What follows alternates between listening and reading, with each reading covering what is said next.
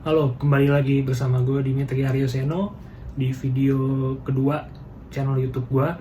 Nah, di video sekarang ini gue mau membahas atau honest opinion gue mengenai Tottenham Hotspur season review 2019 atau 2020. Ya, di sini gue ngebahas tuh kayak nggak ngebahas taktik-taktik gitu ya, karena gue nggak gitu bisa ngebahas expert. Gue cuma ngebahas honest opinion gue tentang musim ini tuh gimana. Yang gue bahas itu nanti fixtures and results-nya, kemudian pemain-pemain yang dibeli, signingnya, dan dipecatnya Pochettino serta di-appoint-nya Jose Mourinho. Kalau di musim ini 2019-2020, kalau bisa dideskripsikan pakai satu kata, Tottenham Hotspur musim ini gue bilang tuh downgrade. Ya, dibanding musim-musim sebelumnya, musim ini tuh downgrade banget.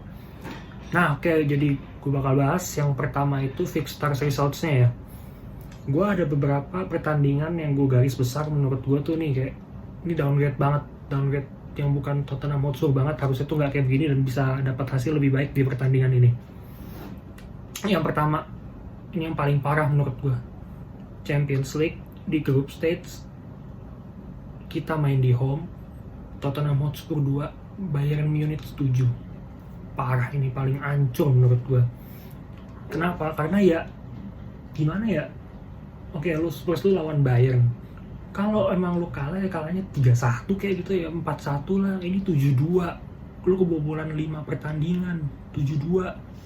Kayak dua musim sebelumnya aja lu lawan Real Madrid, lu bisa menang 3-1.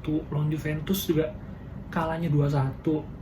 Oke lah, emang lawan Barcelona di musim lalu kalah 4-2, tapi masih beda defisit 2 gol kan. Ini 5 kalah 5 gol, 7-2. Di sini menurut gue Pochettino kayak, jujur di sini gue nggak nonton, gue tuh ketiduran. Gue nonton waktu 1-0, Son Heung-min golin duluan, ketiduran, bangun-bangun 7-2. Gue kayak anjing, malu lah, gila, ini parah banget. Kemudian pertandingan kedua yang menurut gue parah itu away ke Brighton ya. Kita away ke Brighton, gol pertama itu Hugo Lloris, dia tangannya patah kan, cedera, nangkep bola terus jatuh salah, kemudian ganti Gazzaniga ya kan. Nah, di match ini nih lawan Brighton, kita kalah 3-0. Lawannya Brighton, Hove and Albion. 3-0. Ini juga, aduh, hancur men. Kalah 3-0. Lawannya Brighton. Gitu loh, kayak gue tuh nganggap Brighton tim bawah, emang tim bawah ya, cuman kenapa gitu bisa kalah. Ini Spurs kenapa lagi? Habis lawan Brighton, Piala Carabao Cup. Ekspektasi gue tuh tinggi banget di Piala Carabao. Kenapa? Karena meskipun banyak orang bilang nih tuh piala ciki, piala nggak penting, tetap trofi is trofi. Dan gue pengen kan Spurs menang trofi supaya tiap ada ngebanggain sesuatu, Spurs ngebanggain sesuatu tuh nggak ada fans-fans lain yang bakal ngejek kayak what did he won? Apa yang dia menangin? Where's the trophy? Atau add that to the trophy cabinet, lalu nggak menang trofi. Lawan Colchester ini, aduh, nih tim bukan divisi Premier League, League 2 apa kalau nggak salah, League 1 apa League 2, bawahnya Championship ya kalau gue nggak salah. 0-0, kalah adu penalti, terus nggak lolos. Itu padahal squad kita juga squad yang nggak, ya squadnya tuh nggak terlalu lemah, squad kuat kok menurut gue, cuman masih kalah. Nah, di titik kalah lawan Colchester ini gue mulai kesel. Gue tuh udah Pochettino out, gue udah pengen Pochettino out di sini, karena gue kesel kita kalah. Carabao harusnya menang tuh jadi kalah. Dari musim lalu sih sebenarnya, musim lalu kan ketemu Chelsea di semifinal juga kalah kan, di adu penalti. Cuman ketolong aja karena kita masuk final Champions League. Jadi gue masih kayak oke, nggak apa-apa lah kalah di Carabao, tapi masuk final meskipun ujung-ujungnya kalah juga. Kemudian habis lawan Colchester itu kan, di situ Spurs sudah tracknya jelek lah. Oke, lawan Everton seri, lawan Sheffield seri, sampai akhirnya Jose Mourinho di-appoint. Itu nggak, sebenarnya Mario Pochettino dipecat dulu kan.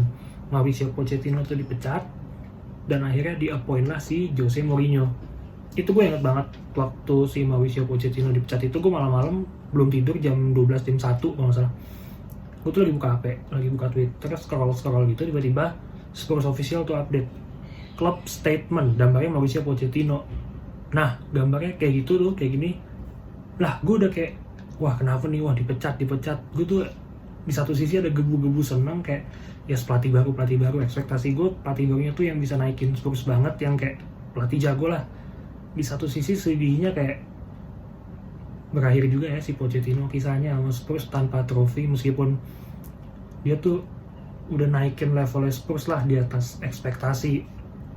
Orang-orang kan ekspektasi Spurs paling peringkat 5, 4. Dia sempat waktu itu finish peringkat 3, meskipun itu balapannya sama Leicester ya di Premier League 2015-16, tapi finishnya di 3 karena terakhir jeblok banget setelah nggak dipastiin juara.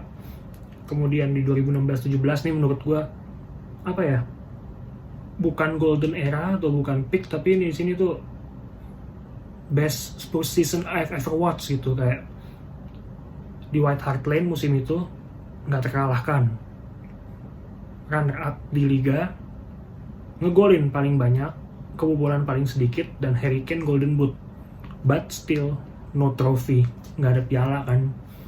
Kemudian di musim 2017-18 finish peringkat 3, oke, masih top 3. Musim lalu sebenarnya udah kelihatan mulai jeblok, recordnya jelek, tapi bisa dibilang terselamatkan oleh masuk ke final Champions League. Nah kemudian setelah Pochettino dipecat, di-appoint lah Jose Mourinho.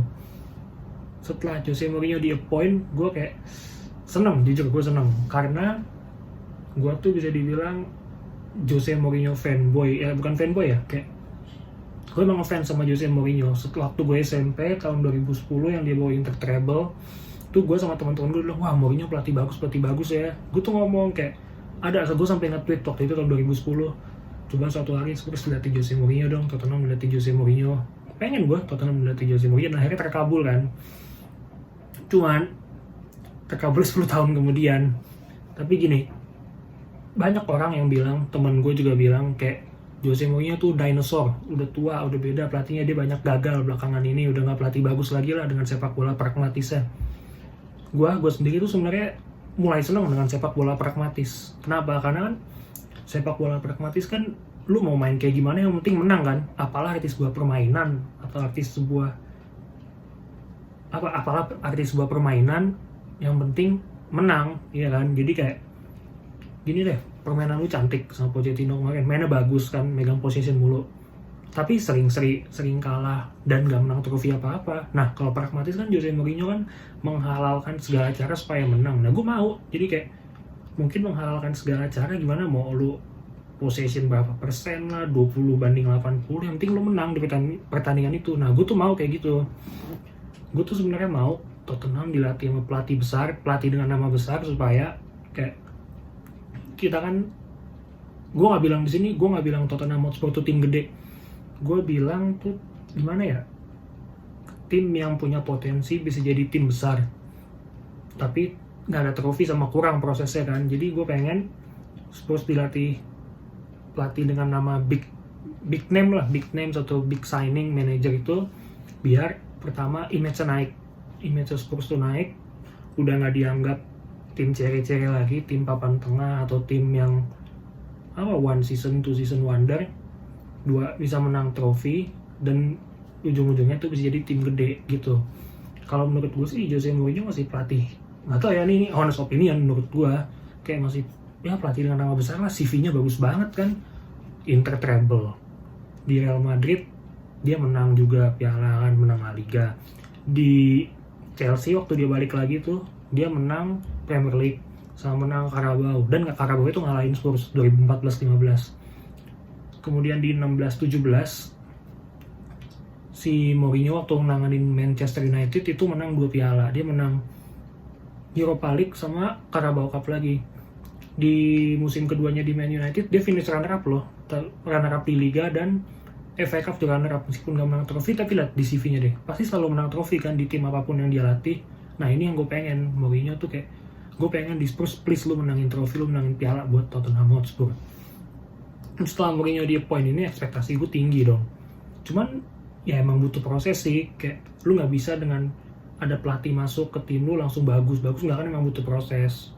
Di sini Mourinho juga ada downnya, nggak up terus kan. Dia di match lawan Manchester United, Old Trafford kalah, lawan Chelsea home away kalah kita, lawan Wolverhampton di home kalah 3-2, lawan Norwich 3 bahkan terus adu penalti akhirnya kalah FA Cup. Lalu tuh salah satu ekspektasi gue supaya Spurs bisa menang piala, dan terakhir lawan Sheffield 3-1 juga kalah. Nah begitu. Nah itu kan nilai plus dari Mourinho, yang gue mau kan nama pelatih gede supaya dia bisa menang trofi gitu kan. Kalau negatifnya dari Mourinho sebenarnya yang gue nggak mau, ego dia tinggi. Hampir di setiap, bukan hampir ya, kayaknya emang di setiap tim yang dilatih dia pasti ribut sama pemain. Kayak di Manchester United dia ribut sama Paul Pogba, di Chelsea yang kemarin hampir sama satu squad ya, sama Hazard, sama Costa dia ribut, ya kan. Nah gue juga takut di Spurs ini dia ribut sama salah satu pemain, akhirnya dressing roomnya tuh rusak. Itu yang gue takut.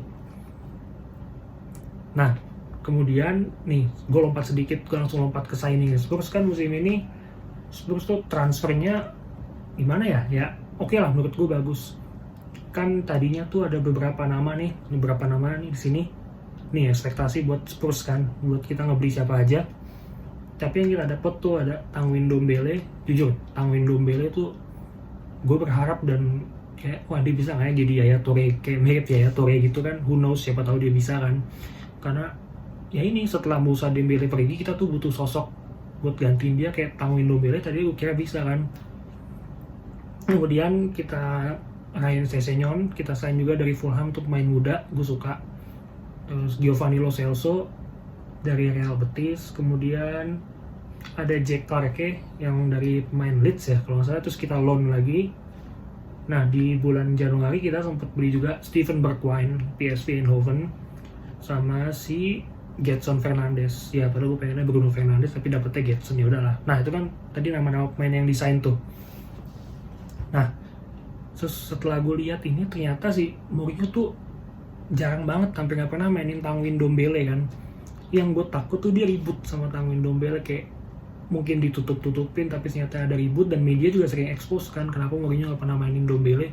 Ini yang gue takut, kayak aduh belum apa-apa kok dia udah ribut sama pemain. Padahal kan Ndombele kan mana tadi udah best signing kita loh, Tanguy Ndombele best signingnya Spurs. Gue juga pengen dia langsung perform, dan bahkan nyatanya langsung kayak lawan Aston Villa digolin kan waktu itu yang kita menang di match pertama 3-1.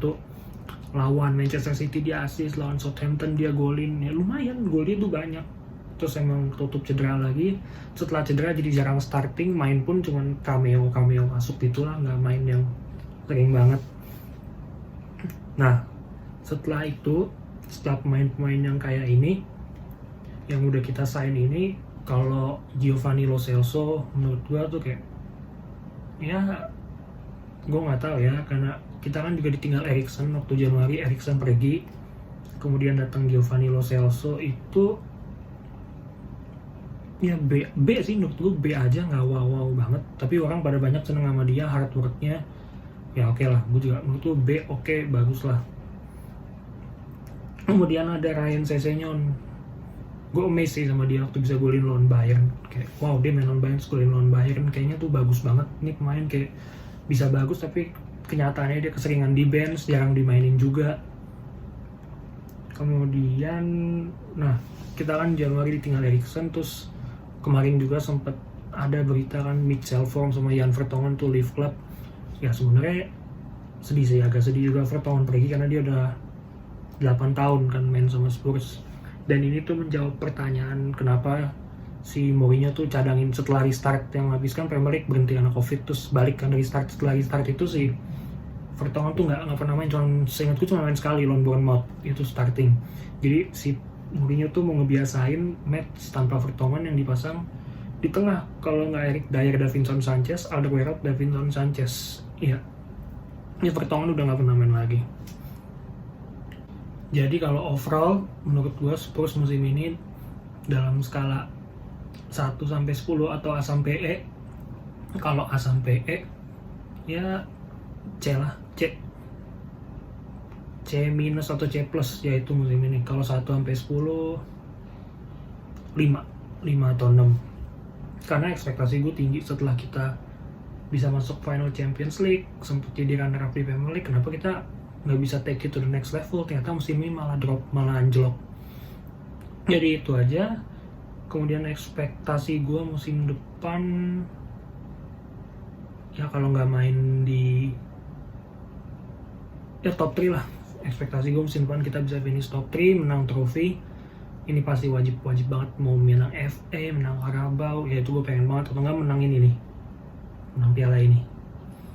Ya amin, menang piala ini. Oke, jadi itu aja. Dan oh ya, gue lagi nunggu banget sih, kan katanya musim ini Spurs tuh ada Amazon dokumenter kan, All or Nothing. Judulnya tuh gila sebenarnya, memeable banget, bisa dikatain banget, All or Nothing. Loh, waktu itu ada dokumenter City, ini juga Amazon juga, All or Nothing, Centurion menang all. Kita All or Nothing, apa yang kita menangin? Nothing gitu. Ya All or Nothing atau tenang ya nothing, nggak ada. Ya udah, jadi itu aja tadi honest opinion gue mengenai Spurs, apa aja yang concern gue, dan mungkin apa ya, banyakan concern sih daripada senangnya musim ini kayak. Jadi itu aja yang mau bahas. Oke, terima kasih udah nonton. Mohon maaf kalau ada banyak kata-kata kesip atau apa. Nih gue cuma mau share aja honest opinion gue mengenai Tottenham Hotspur musim ini. Oke, terima kasih udah nonton. Bye-bye dan come on you Spurs.